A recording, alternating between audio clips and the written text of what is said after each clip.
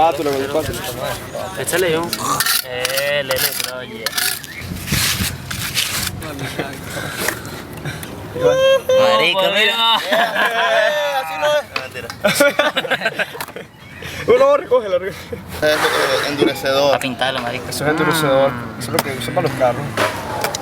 Mira, para así. Hola. Daño, pues. Mierda, carrera, hay que echar otra. Mire, esto hay que quitarlo, marico, juro, dale duro así. Ya, esa, viste qué perfecto queda. Marico, pero alisa. Entonces, aquí tenemos el final de trabajo. Vamos a esperar que se seque para ver si funciona. Una vez más.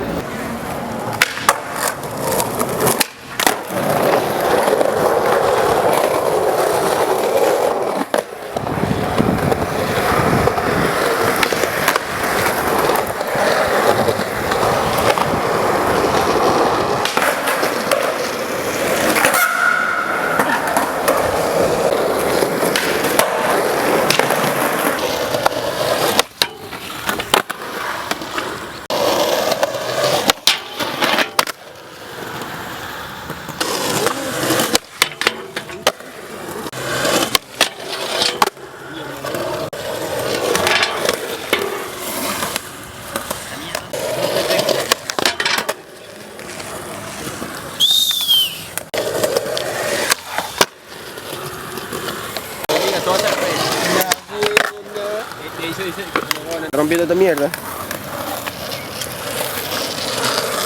Nada, estás viendo, ¿no? Mierda, yo te grabo.